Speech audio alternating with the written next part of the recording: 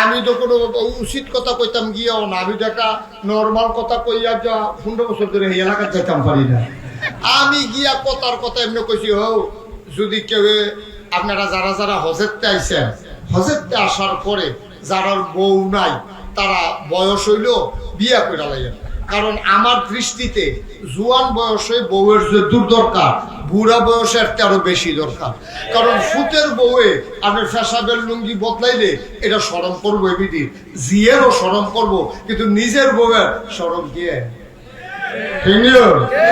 এর লাগে আমি যখন বুদ্ধি দিছি, আপনারা যারা বিশেষ করে বয়স হয়েছে অথবা হজেরতে আইছেন, ফইলা কারবার গড়াই লইবেন, আপনি একটা বিয়া কইরা লাইবেন।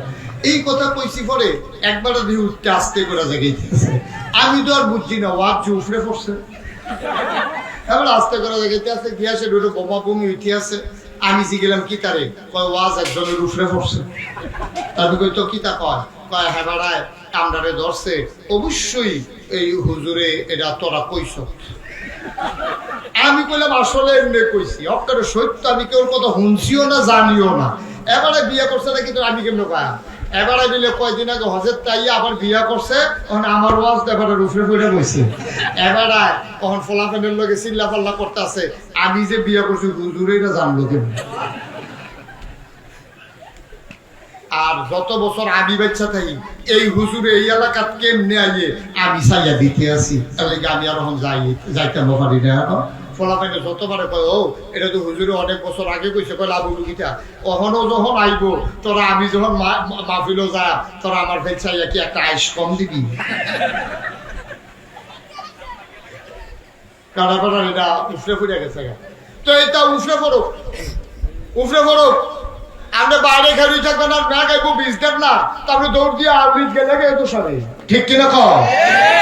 আপনি সাথী ছাড়া বাইরে খেলুই থাকবেন, আর বৃষ্টি আইলো ভিজলেন কেড়ে বৃষ্টিরে ফদাইবেন। আপনার মতো নির্বুধ কি আছে নাকি? আমরা কারো পক্ষে বিপক্ষে না, কোরআন হাদিসের কথা বলে যাব। আপনি যদি কোরআন হাদিসের বাইরে থাকেন তাহলে লইয়া ছুটবো, ঠিক কিনা কও? তাহলে আইয়া বললে তো সারে। ১,৫০০ বছর আগে আল্লাহ আপনার কম ডাক দিছে, ডাক দিয়ে কইছে উদখুলু ফিস-সিলমি কাফা। আল্লাহ ডাক দিয়ে কইছে, এই মুসলমান, এই বানসারে পুরো তারা করে আল্লাহ আপনি তো আসিয়া নকো ভিতরে আইও, উদখুলু ফিস-সিলমি কাফা, তোমরা পরিপূর্ণভাবে ইসলামের ভিতরে আইয়া পড়ো। এরপরে তো কেউ আইয়া না, কেউ আইয়ে কেউ আইয়া না, ভিতরে অর্ধেকটা। জানাজার বেলা ইসলাম মানে, নামাজের বেলা ইসলাম মানে, ঈদের বেলা ইসলাম মানে, বুড়ের বেলা আর ইসলাম লাগে না, ঠিক কিনা? নামাজের বেলা দেখবেন এমন ইসলাম মানে, এবার আর জানাজা কাজা নাই, এলাকার ভিতরে জানাজার কাজা নাই, ফরজ নামাজের খবর নাই। অধিকাংশ আমি দেখেছি, অধিকাংশ দেখেছি। আমিও বাংলাদেশে থাই, আমি সৌদি আরব চাইছি না, আমি দেখছি আমরা দেশের নেতারা লুক ফিট করে রাখে, এলাকার ভিতরে কোনো জানাজার কাম লাগলে হেতারা দেখবেন দৌড়াইয়া হাজির, অথচ ফজরের নামাজ এই দিন পড়ছে না। এরকম প্রমাণ আমার কাছে অসংখ্য আছে। এবার আপনারা কোন ফজরের নামাজের দাম বেশি না জানাজার দাম বেশি?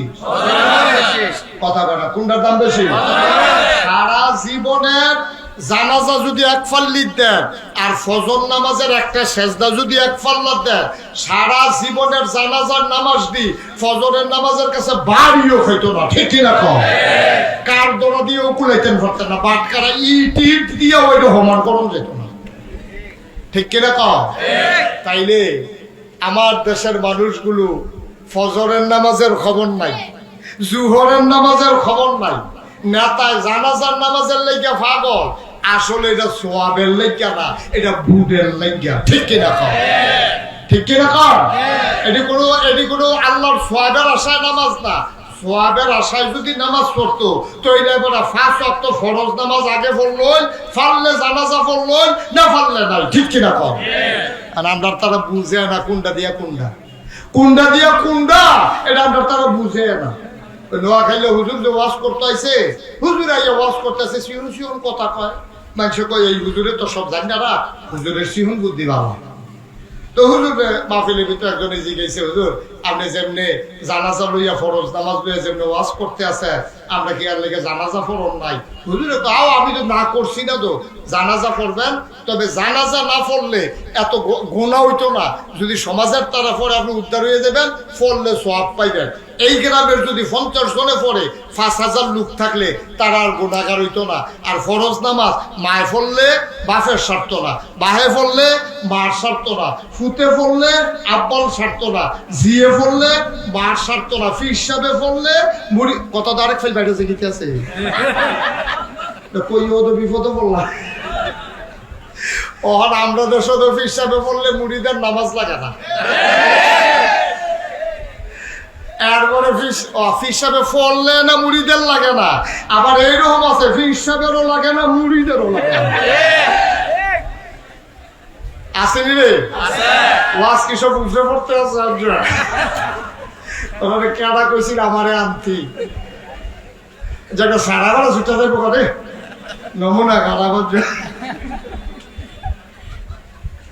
তো সেইটা আগে কইয়া লই, ওই জানাজারটা ফরজ এটা কইলি তুমি আগে মার হাবা পায় না।